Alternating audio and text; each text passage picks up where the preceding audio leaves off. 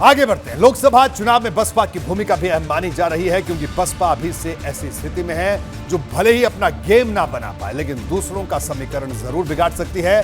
इस बीच आज मायावती ने एक बार फिर कांग्रेस पर चुभने वाला हमला बोला। मायावती ने कांग्रेस को दलित और मुस्लिम मोर्चे पर घेरा। यह बात इस वजह से अहम है क्योंकि निकाय चुनाव में कांग्रेस ने मुस्लिम और दलित मोर्चे पर चौंकाने वाला प्रदर्शन किया था। खासकर पश्चिमी यूपी में कांग्रेस ने कई सीटों पर सपा और बसपा को पीछे छोड़ दिया। इसे इस बात से समझिए कि नगर निगम की लड़ाई में कांग्रेस शाहजहांपुर और मुरादाबाद में दूसरे नंबर की पार्टी बनी।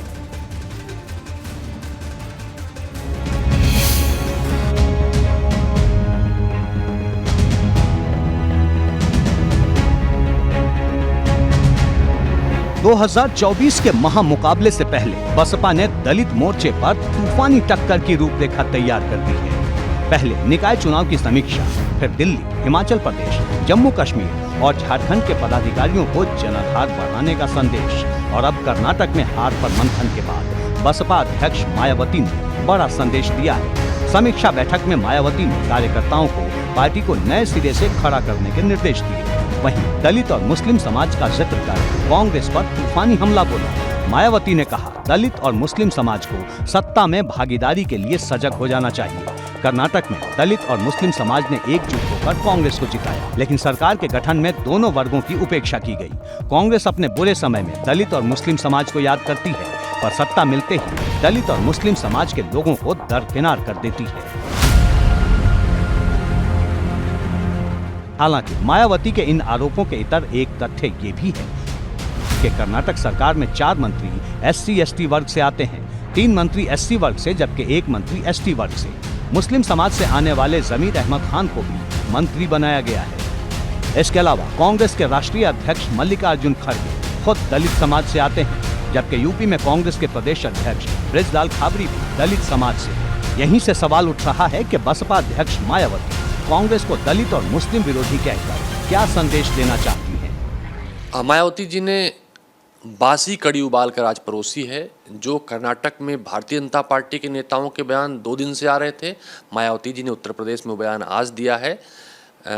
मायावती जी की पार्टी जो मिशन के आधार पर बनी थी, मायावती जी उस पार्टी को दफन कर रही हैं, और उन्हें इस बात का ज्ञात होना चाहिए कि जो उन्होंने कर्नाटक के लिए कहा है कि दलित और मुसलमानों ने कांग्रेस पार्टी को एकजुट होकर वोट दिया था, जहां पर उनकी पार्टी थोड़ा बहुत बची है, उत्तर प्रदेश के 2024 में भी यही लोग कांग्रेस पार्टी को वोट देने जा रहे हैं। कर्नाटक विधानसभा चुनाव में बसपा को नोटा से भी कम वोट मिले। जहां नोटा पर 0.69% वोट पड़े, तो बसपा को सिर्फ 0.31% वोट मिले। वहीं 2018 की तुलना में भी इस बार बसपा का प्रदर्शन बेहद खराब रहा। 2018 में बसपा ने कर्नाटक की 1 सीट पर कब्जा जमाया था, जबकि इस बार एक भी सीट बसपा के खाते में नहीं गई। माना जा रहा है कि कांग्रेस पर मायावती के दलित और मुस्लिम अटैक के पीछे कर्नाटक चुनाव के नतीजे बड़ी वजह है। बहुजन समाज पार्टी भारतीय जनता पार्टी की बी टीम बन गई है। अब पूरे देश में जो गैर भाजपाई दल हैं, वो सब दल एक साथ मिल करके महागठबंधन के रूप में चुनाव लड़ेंगे। हम सब लोगों का ये लक्ष्य है कि गैर भाजपाई वोटों के बंटवारे को रोका जाए। अब बसपा के सामने समस्या ये है कि अगले साल लोकसभा चुनाव है और निकाय चुनाव से लेकर कर्नाटक तक के नतीजे उसके लिए निराशा का संदेश लेकर आए।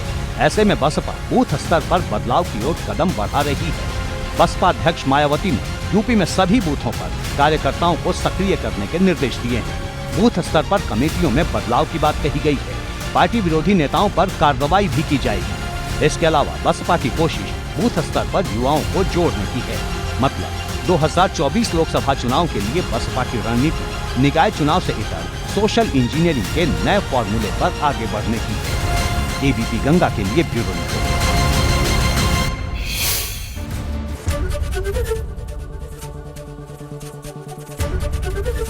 एबीपी गंगा, खबर आपकी, जुबान आपकी।